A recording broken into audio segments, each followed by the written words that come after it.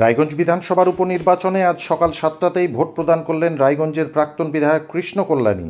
Vote দেওয়ার পর তিনি সাংবাদিকদের প্রশ্নের উত্তরে বলেন যে যদিও 2021 সালে তিনি বিধায়ক হওয়ার পরে কোনো নির্বাচনে তেমন কোনো অপ্রীতিকর ঘটনা ঘটেনি, কিন্তু তিনি আশঙ্কা প্রকাশ করেছেন যে কিছু বহিরাগত নেতৃত্ব এখানে অশান্তি করার চেষ্টা করছে। এবার দেখতে পাচ্ছি আরে বুমটা গার্ড হচ্ছে তো আজকে দেখুন রায়গঞ্জের উপনির্বাচন আমার ভোট রায়গঞ্জ ফাউন্ডেশন হাই স্কুলে বুমটা নিচে নামান একটু ভোট দিয়ে এখন বিভিন্ন বুথে আমি যাব পরিদর্শনের জন্য। এখন পর্যন্ত যেটা মানে সব জায়গায় ভোট কম বেশি চালু হয়ে গেছে। আমাদের এখানে আমাদের বুথে একটু দেরি করে চালু হয়েছে 10 মিনিট। এখন পর্যন্ত কোনো অপ্রীতিকর কোনো ঘটনা শুনিনি। এখন পর্যন্ত শান্তি শৃঙ্খলতা বজায় রয়েছে। বর্তমানটা নামা একটু কোনো রকম ওই ধরনের যদি হয় তাহলে আপনাদের সম্মুখে আসবো আর জনগণের উদ্দেশ্যে অবশ্যই আশঙ্কা করছেন কোনো ঝামেলা হতে পারে। দেখুন 2021 বিধানসভা থেকে আমি দাঁড়িয়ে বিধায়ক হওয়ার পর 2023-এ যখন পঞ্চায়েত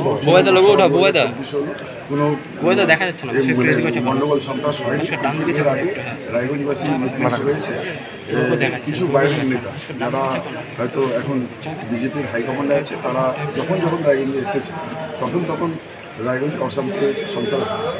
শুধু আমি রায়গঞ্জবাসী বলবো থেকে একটু সজাগ থাকবেন, সচেতন। দাদা, আপনার কাছে বড় চ্যালেঞ্জ, লোকসভা ভোটে হেরেছেন দাদা, একদম পরিষ্কার।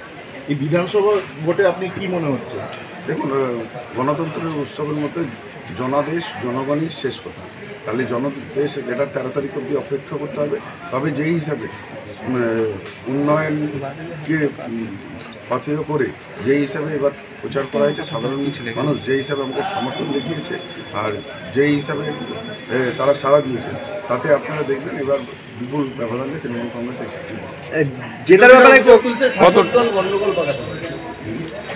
কাজ আছে। উপযুক্ত হলে তারা তুলছে। কতটা আশাবাদী দাদা?